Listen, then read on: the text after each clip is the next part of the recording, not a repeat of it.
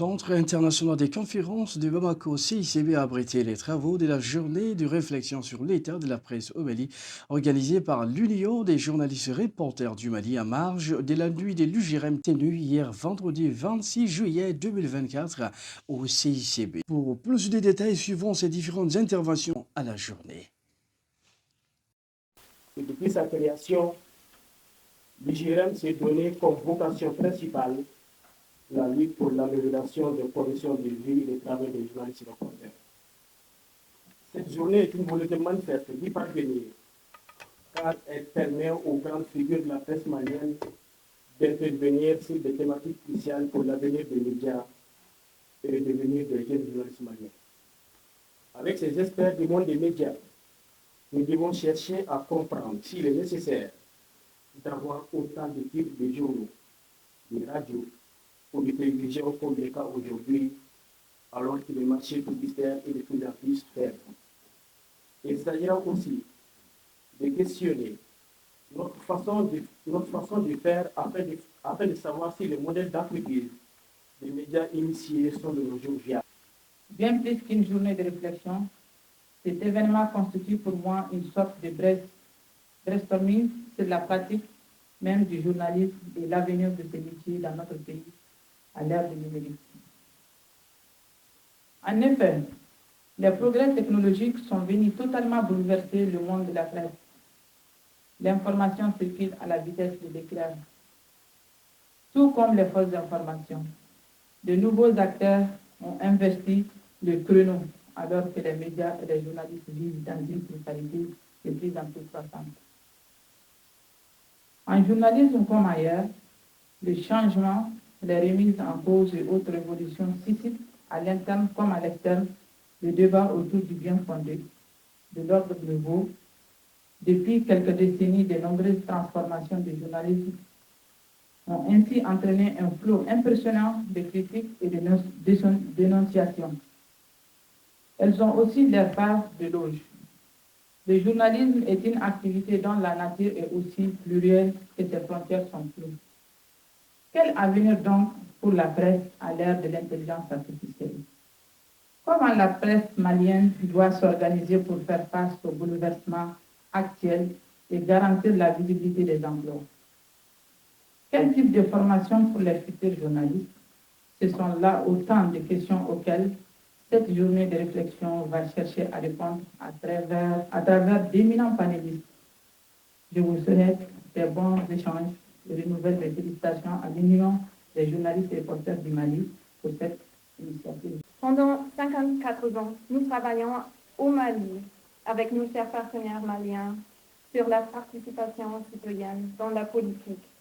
Pour nous, la citoyenneté active est un indicateur clé pour une politique intégrative et socialement juste, qui sert chaque citoyen et chaque citoyenne. Cependant, pour les citoyens informés qui souhaitent participer à la politique, un acteur est indispensable, une presse de qualité et respectueuse des normes générales. C'est vous. Mais aujourd'hui, nous sommes témoins d'une période de forte transformation que vous avez déjà évoquée, que la presse traverse, donc notamment la révolution numérique, entre autres. Le changement n'est pas nécessairement une mauvaise chose, mais il faut en être conscient et évoluer avec lui. L'heure n'est pas au tiraillement, au déchirement. Il faut que les journalistes, associations de presse, que nous prenions conscience du danger qui nous guette. Ensuite, il faut qu'on arrive à constituer d'abord des grands groupes de pression avant les grands groupes de presse. Les grands groupes de pression, c'est les groupes capables de dire on n'accepte pas ça et on ne nous fera pas ça. Et on cède parce que nous sommes debout, nous sommes déterminés. Il faut amener ces télévisions, pour ceux qui ont une vision commune, à se mettre ensemble. C'est vrai, chacun a ses prestiges, mais honnêtement, on n'a pas besoin de 40 télé dans ce pays. Nous n'en avons pas besoin. Même 5 télé, c'est trop. Il faut qu'on appuie les organismes de formation, que ce soit les organisations professionnelles, que ce soit les écoles, il faut les doter de moyens suffisants pour assurer la formation continue des journalistes. Il faut qu'on adopte une fiscalité spécifique pour les médias. Et il faut qu'on arrive à créer un cadre d'échange entre tous les acteurs pour rejoindre tonton, que les recommandations de ces échanges-là soient prises en compte. Il faut vraiment qu'il y ait une volonté politique clairement affichée et assumée des autorités pour qu'on comprenne que chaque pays mérite sa presse. Les gens sont effrayés, sont paniqués avec la révolution numérique que la presse va disparaître. Non, je ne crois pas. La presse sera appelée à s'adapter, à s'améliorer, à modifier ses paradigmes, c'est-à-dire ses habitudes de travail, sa façon de fonctionner. Ils vont s'adapter, mais elle ne peut pas disparaître. Elle ne peut pas disparaître, ce n'est pas possible. Elle doit surtout se spécialiser, ce que j'ai dit, dans l'analyse, dans l'explication. Elle ne peut plus compétir avec les moyens électroniques qui sont beaucoup plus rapides, qui vont beaucoup plus vite.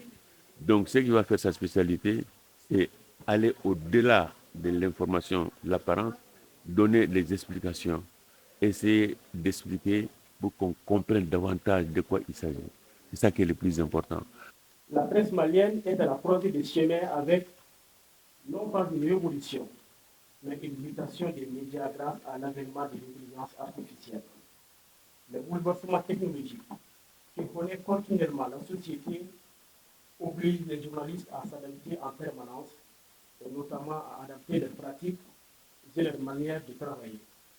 Avec le numérique, la concurrence est rude et les anciens médias n'ont pas le droit à l'erreur.